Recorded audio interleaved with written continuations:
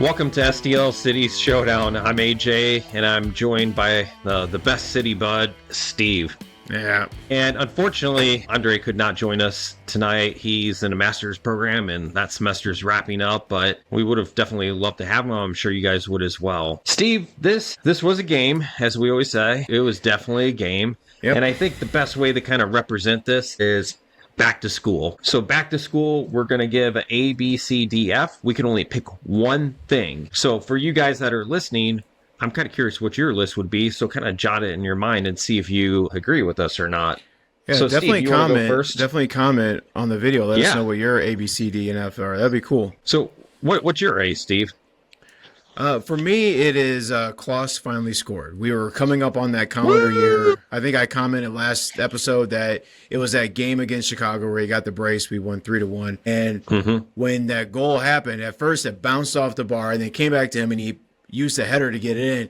And it was so impactful that I screamed and scared my dogs. And it was just nuts. So that is my A. Klaus finally scored and it looked like the game was just going to go up from there. What about you?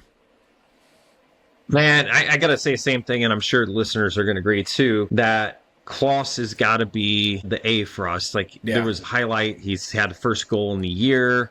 He actually had a few headers towards goal. The thing is if you just put the ball on frame, sometimes things are going to happen. So I really appreciate seeing all that. And the offsides BS that we saw, oh, geez, we could talk about this all night long. But I don't think that was offsides. And this isn't the red-colored glasses, the city glasses I'm looking through. From an objective standpoint, it looked to be onside. I mean, heck, even the announcers, who usually trash our team, it feels like, they were like, what are they doing? They should be looking at this. I think he's onside. I'm like, yeah, because he was onside. But I agree with you. I unfortunately scared the girlfriend's cat. I was over at her house. And yeah, unfortunately the cat, across the room. We all did. I was like, oh man. We all did. Yeah, maybe the cat was excited too. Yeah. So I would say Klaus is definitely, I'm not going to say right now, and Steve, tell me if you agree, I'm not ready to stamp it and say, oh yeah, Klaus is back to form. Nope. No, because you sure? Well, I tell you what, because what we saw was after his score, he snapped back into his Klaus form, which was he's going to get super close every time and just barely miss it all the time. That seems to be the Klaus form. So maybe he is back in form. Maybe you brought it up. AJ, I'll let Klaus know that we definitely know that he's back in form now. I'm sure he listens to this podcast, right? Yeah, he's, as the kids say, fan of the pod. By the way, Steve, I meant to tell you, and I didn't tell you before this episode started, that compared to this time last year, we're about 5 times more listeners than we were last year, which is exciting. So apparently we did not scare people away, and maybe we actually improved somehow, unlike our offense. Well, too soon, bro. Yeah, here goes. Great. Well, in that mention, so I'm going to go with B, and I think we're going to differ here. For B, I'm going to say in the first 27 minutes before Yarrow went off, I'll actually say Valum was my B. I felt like he was generating chances. He was in the right place. I loved what I was seeing from him. And then he ended up moving to left back, I believe it was. Yeah. When Yarrow somehow went off the field after 2 minutes and 46 seconds, I think the announcer said, for concussion protocol. What the heck? That's another thing that just kind of irks me. Come on. Now, the only thing I have to defend the physician here, the sideline physician, he did not have the benefit of the replays and the bird's eye view that we all have. He could only see what he could see from the line and what Yarrow was telling him. And it looked like Yarrow was fine, but unfortunately, it sounded like the MLS overruled him. So anyways, once Valum moved back into more of a defensive role, the entire offense seemed like it started dragging. We started having less of that vertical attack, or progression, I should say, more than attack. But we started having less of that vertical progression, and it just got worse from there. But anyways, what's your B? Well, yeah, and I agree with you that Valum, when he was in that position, seemed to be doing well, and then it's as soon as he was put back on the back line, it fell apart, and literally he was definitely not good at all. Which, by the way, skipping back to A, like Klaus was actually the man of the match on FOTMob. I don't know who MLS gave it to. Probably the scorer from Columbus who tied it up before the end of the half with that amazing goal. Which I think he was the defending defender of the year. So like, yeah, dude knows what he's doing. All right, my B is lineups with offense actually work. I know it's crazy not putting 8 friggin' center backs on the field, but I think once we can actually see that if we put a team with an actual striker with actual midfielders that can pass on the ball, it's actually going to work. Yeah, that actually was a highlight of the game, was that we actually had consistent offense that seemed to be going pretty well. So for me, it's actual lineups with a sprinkling of some offensive players in there. Yeah, I agree. What about let's go to C. What would you put as your C? All right, so as a teacher myself, giving a C is just showing up and doing what you're supposed to. And I would give that, for this team, consistency. They just can't seem to put a whole match together. The first 7 minutes look great. It's like, this team is described through that momentum map that Apple uses, where it flows up and down, and it's just like, this is a team. There cannot be no consistency, and it's just mind numbing to watch this team play. So that's mine, consistency. Although we just recently discussed it, I would almost say the concussion protocol for MLS seems to need some upgrading, because if you think a player has even the slightest ability that he's not going to come out, you leave him out until you can guarantee his safety. So in the NFL, the player's not coming back in until they clear protocol. It seemed like, yeah, the physician probably didn't have everything, but it seemed like the MLS actually, they had a physician on there that later overrid, and it's like it confused everyone. So that's mine. This consistency with the team. What about you? What's your C? Well, just like you said C, consistency. I'm going to say C, Celio. No, yeah. Doing what supposed to. Yeah. Just showed up. I know, a little corny. Yeah, so here's the thing, right? Like, I loved what I was seeing from Celio offensively. I love when he has his 1v1s and he's dribbling. He definitely can bring the ball from midfield up along the wings. I love watching it. And he can outrun a lot of players. He brought an offensive push. And there's no doubt, like you were talking about the lineup, he brought that offense. However, I sound like that ref from last year, right? However, yeah, just like your jersey in the back there. Nice. His defense, everybody keeps talking about how bad the defense can be sometimes, and I think it just shows. And I would honorable mention, too, his yellow cards and his... Yeah. Like, he had a talking to from the ref, and then what did he do? He goes and he violates it. And then there was another time, I think it was in the second half, that he basically was on like 1.5 yellows. He got yet another talking to. And at some point, you're already not great defensively, and then now when you're on a yellow card or a yellow and a half card, if you will, what can you do? You have to play super safe, or you risk the red. So you're doomed either way, and I think he was just a liability there. So I'm going to kind of go with this for my D. Since we're going for C for Celio, C for consistency, D is going to be defense. Now, I know, Olaf, I know you're listening to this and you're like, you can't have it both ways. I agree. I know, he's just such a fan of the pod. The defense, we knew was going to be a little bit of a liability for sure. You have a great team, and then you basically structured team for more offense. I'm actually not disappointed necessarily that our defense was a little bit lacking, because I knew we had to sacrifice some to get some offense. But when you basically let Columbus constantly get on the inside lane in the box, especially in the center of the box, I'm surprised this honestly wasn't 5 goals this game against us. You cannot, I mean, what was it, the first goal I think it was? Was it Timo that took the outside lane and just let the attacker have the inside, and it was just a clean shot in the goal? Mm-hmm. That we saw that all night long, and sometimes honestly it was just pure luck that they didn't score. That's Yeah. not the lineup. Like that's not saying, oh well, we have more offensive players out there. This was just, I mean, Kessler, Hebert, and then Yarrow. I mean, these guys are all standard kind of players. Like it's not like we put Clausen as center back. Well, don't Yeah. give him ideas. Yes. Don't. Please don't. Please don't. I don't know. What was your D, man?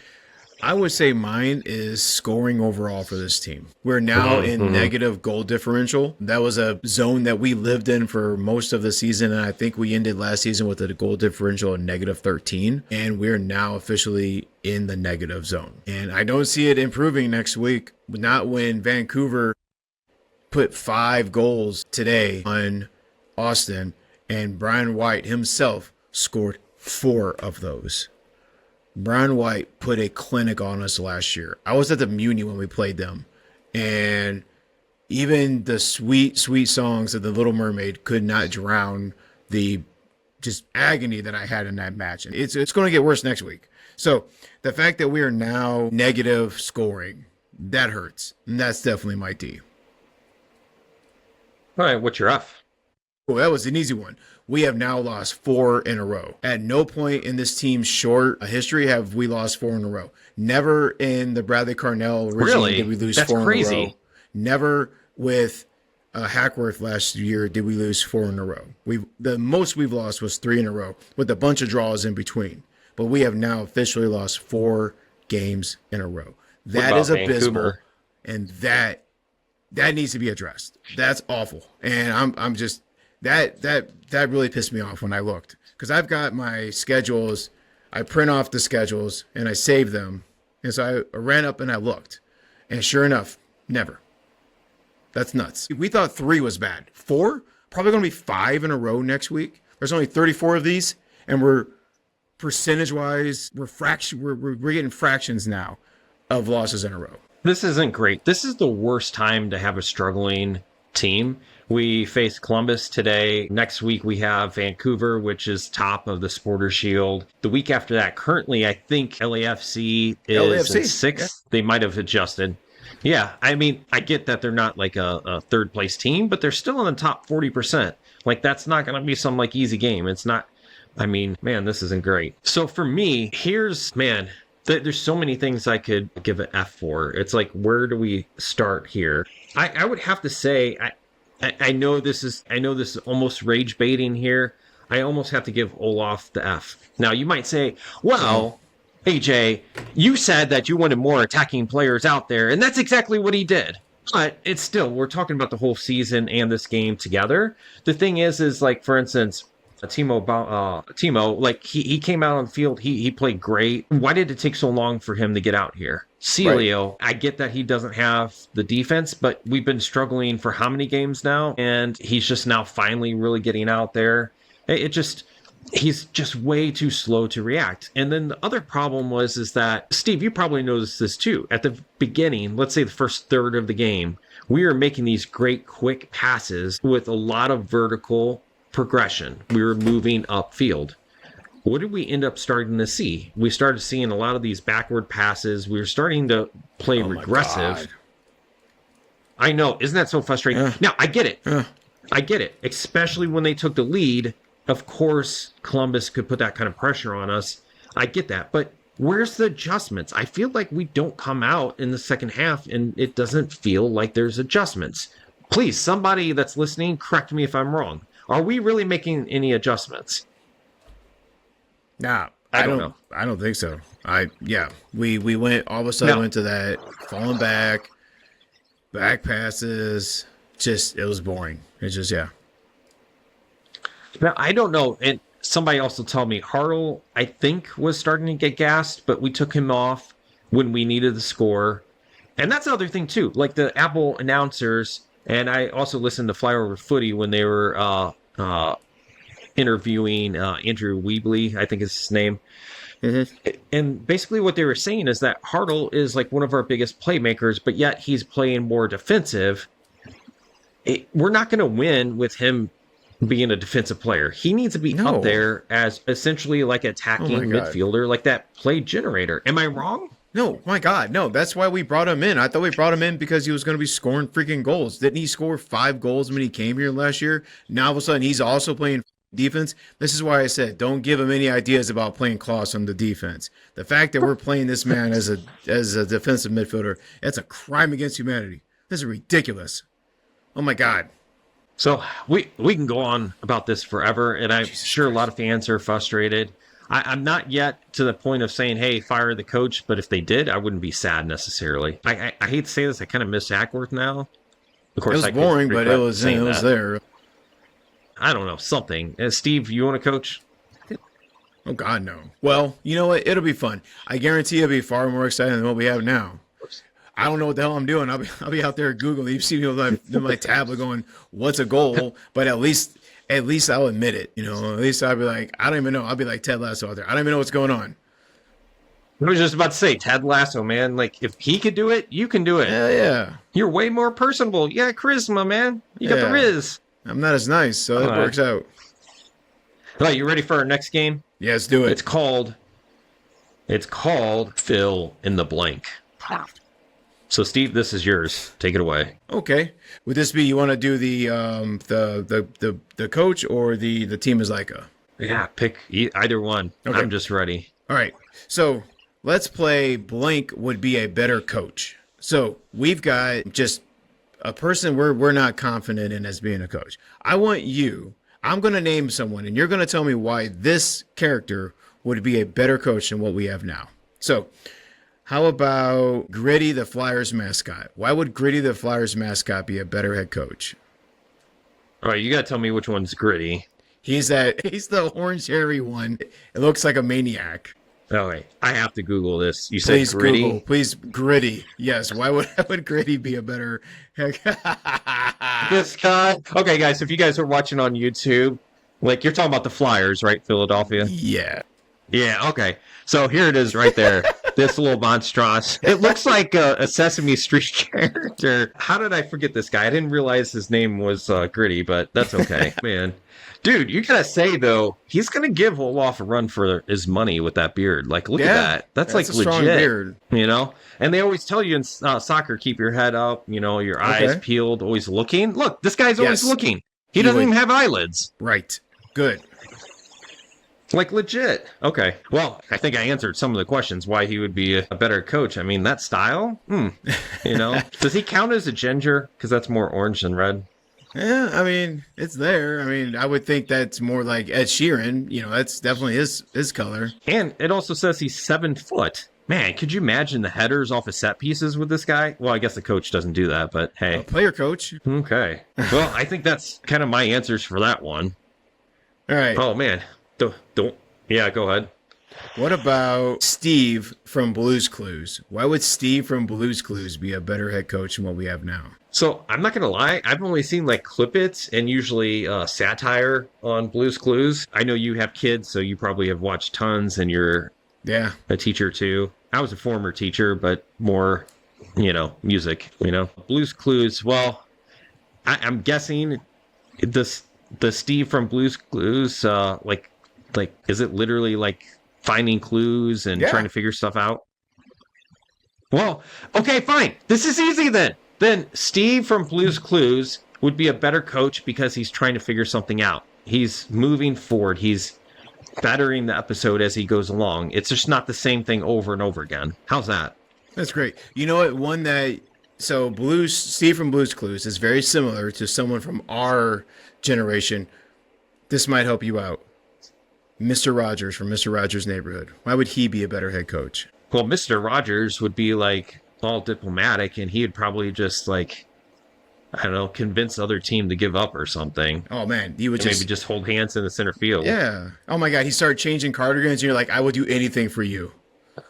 That man starts putting on different shoes, like, I love you. Can you be my dad? And they would totally forget about playing the game. Yes. Oh my God, he starts singing it. Won't you be my neighbor? Like, please talk to me. They sit in a circle in the middle of the field and just watch him, and we just score all around him. Yes, I like that. I gotta say, I think Mr. Rogers was a little bit before me, just slightly. I was more of the Power Rangers guy. It's morphin' time. Oh man, I know. Oh man, oh Jesus. You're disappointed in me, just like you are the team. Yeah, almost as much. All right, how about this one now? Let's do fill in the blank. You can do one and I'll do one. This team is like a what? I got one for you. Okay. It's like, you can get this downtown St. Louis. There's a place, I think it's off of Grand. There's like a used tire lot. We're like one of those patched used tires. At first, at the beginning, it's rolling great. But then as you get going, especially after you get like a few miles from a place, it starts to go flat. And all of a sudden, you're broken down on the side of the road. This team, the first like 10 minutes, you're like, oh, we are awesome. Like, we're doing good. We're high energy. We're pressing. And then by the end of the game, Steve, what happens? We're flat broken on the side of the road.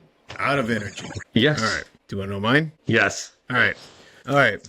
For me, this team is like a wet fart. At first, it feels really good. And you're like, it's all right. And then you realize what you did, and you've got a mess to clean up. And then it's no fun no more. And then it ain't no fun. And then you can't be around other people for a while, and you just regret your decision. So this seems like a wet fart. Man, you're killing me here. Yep.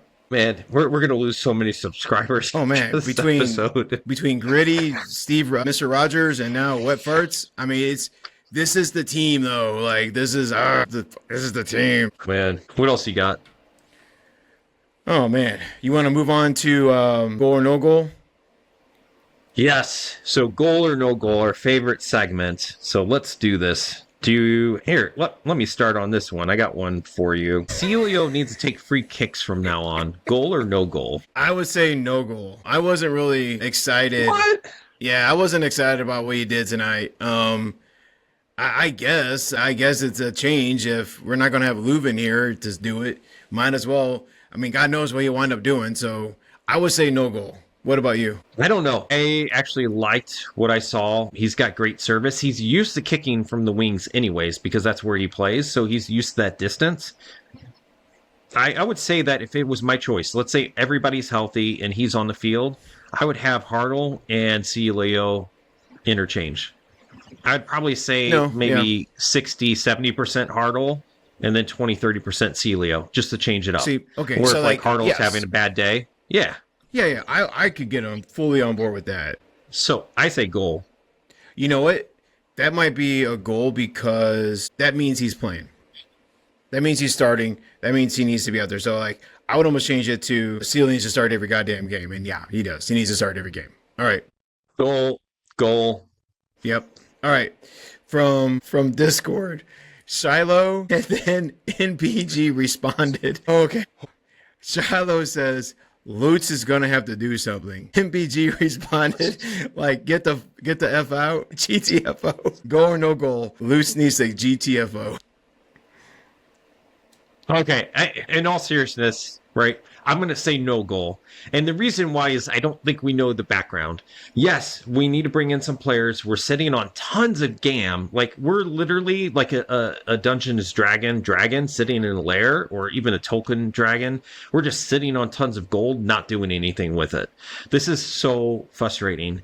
Now, the thing is I sent you guys a message earlier today, and I was saying, okay, there's different possibilities why we're sitting on all this GAM. One is that maybe the team doesn't want to spend money because they're trying to recoup from the stadium. That's a common theory that's been thrown out there on Reddit. The other possibility is maybe we just don't have the money to spend. Maybe they can't pour more money out of their fortune. Another possibility is maybe the MLS is in a financial crisis currently, or maybe they know that they're going to be in a financial crisis with the Apple TV deal. I think it was something like 250,000 viewers watched the MLS finals last year. That's it. Yikes. 250,000, something like that. That's really, really bad. You can't have a league where in the finals you're drawing that so few. Yeah. Like that's pathetic, actually. So I can't blame Lutz because I just don't know, and I don't think we should yet, because I don't know what he's up against. Like I don't know if this is outside of his control. I guarantee you that if he had the money to spend, he would. Name me one sporting director in the world that would be like, oh, I have tons of money, but I'm not going to spend it just because. No, it always comes from ownership. Always. Right. And I don't necessarily even blame the ownership either. Right.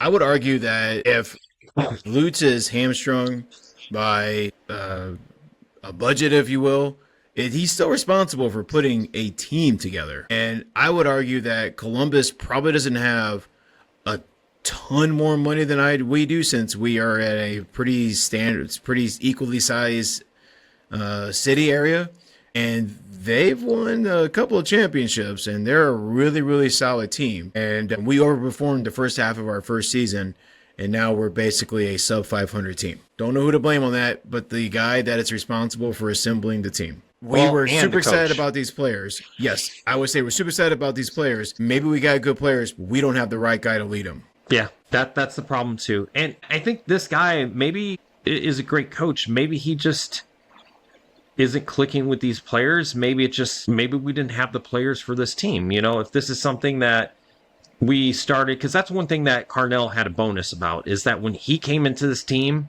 they were basically cherry picking players. The entire team was designed for the press. The problem is we still have a lot of those players. Is this, you know what I mean? Like, it's a completely different style. We maybe shouldn't have abandoned this. My teenage son, after the game, he asked me, Dad, and he couldn't remember the name of it. I had to remind him. He's like, why don't we play the energy drink soccer anymore? It's a good question. Yeah. And he said, it seemed to have worked the first half of the season. Why did we go away from that? And I really didn't have I just said, well, once Carnell got fired, that was his design, and there's no one else to run that now. And now we have a bunch of players, like you're saying, that were brought in to run that, and we still have a lot of those players left, and we're not doing that. And now it's like, what do we do with them? And Steve, I got to tell you, the coach, a lot of people are saying, hey, we should fire the coach, et cetera, et cetera. The realistic thing is that if you fire the coach, it can take a while to kind of get reset up. Because the one thing is a lot of times when you change the system, you spend the off season preparing for it, figuring out how you're going to teach the players. You play preseason games in that system. The problem is I feel like they're almost committed to Olaf for the rest of the season, because changing in the middle of the season, unless they went back to Hackworth, because a lot of the players do know him, they know the style, maybe that might be the only thing you can do. But I just, as much as fans want it, I don't think they're going to fire a coach. I looked this up. I think it was 64 days was the shortest MLS coach tenure ever. It was something like that. Right. Well, they're on the books for Carnell. I'm sure they're on the books for Olaf, so I can't imagine a third head coach they're going to be paying. So no, we said it earlier this season. We're married to this guy for the rest of this season. This is what we have. Yeah. Goal or no goal, there's on Reddit, AMAG9 basically posted the little Peanuts clip where I think it's Lucy is holding the football, and as Charlie Brown goes and tries to kick it, she pulls the ball and he just goes and falls on his back. Goal or no goal? In reference, who is each character? Just the team. That's just us? Yes, that is. I would say we are Charlie Brown as the fans, and the ball is the hope, and Lucy's the team. And sure as hell, yes, they pull it out from us every damn time. Every damn time, this team. Or finishing. Sounds like we are like old EPL fans at this point, where we're just bitching about the team. That's okay. But yes, the team did it again. Right? Your charisma on Discord says, well, at least we didn't get blown out. Goal or no goal? I'm going to have to give it a soft goal. Okay. Just because. Like an own goal. They're right.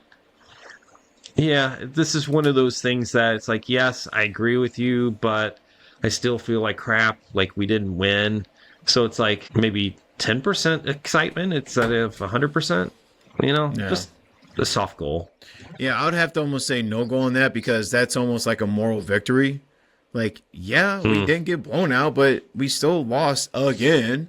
Like, I guess it's good. Like, what's a blowout? Like 3-1? I mean 2-1 still bad. Like, it's not a draw, still a loss. So even though it's mine, I'm going to say no goal on that one.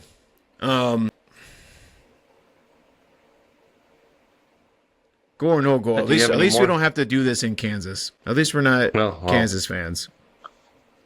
Well, that's a goal. I think every single listener here would be like, goal. What are you guys thinking? Of course it's goal. Right. It's like an automatic goal. Yeah. Goal or no goal above the playoff line would be great right now.